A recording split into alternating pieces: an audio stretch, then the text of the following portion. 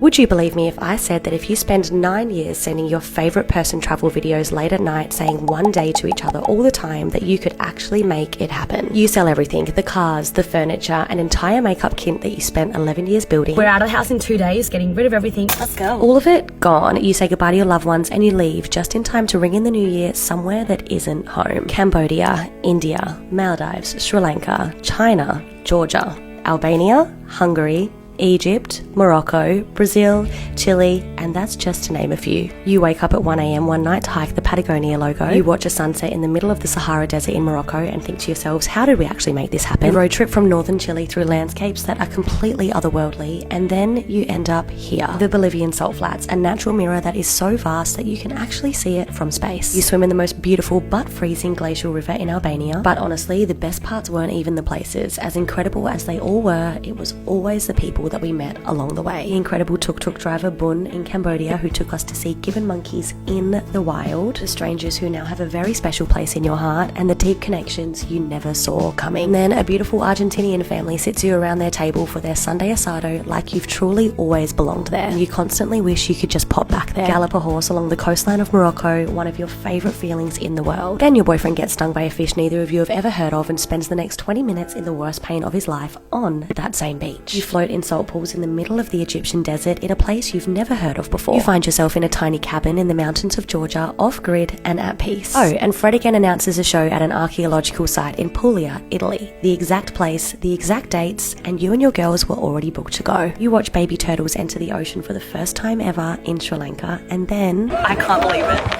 Oh my god! You swim alongside the big ones. You fly over the Great Wall of China in a helicopter. Your boyfriend meets his all-time favourite musical artist, Martin Garrix, whilst partying in Ibiza. You spot a sloth bear on safari in Sri Lanka, one of the rarest sightings you could possibly have. Have a bucket list New Year's on Copacabana Beach in Brazil, watching the fireworks with millions of people. Then you fly to the Middle East, somehow ending up in Bahrain, just wanting to tick off another country. One day, the bombs start, and you're just 1 kilometre away from the first one that goes off at the Navy base. A drone strike hits a building 300 metres from the hotel you're at. So you move, but 2 missiles hit the building next to the hotel that you were moving to 10 minutes before you pulled up. Spend a day in an underground car park just waiting and figuring out what to do. Then you make the drive to Saudi Arabia. The most frightening drive of your life. You made the right decision because you got out. You fly back home to Australia. Never been so glad to see home soil in your life. Hold your favourite people a little bit tighter, knowing that that just happened and that you're also going to be leaving them behind again. For some reason, leaving a second time felt harder than the first. Somewhere between the 74 airports, 63 flights, and 140,000 kilometres around the world, you stopped questioning yourselves because you simply bit the bullet and went for it. We're Ellen and Daniel. We've been together for 11 years, 15 months into full-time travel, nowhere near done, and we'd love to have you here for the rest of it.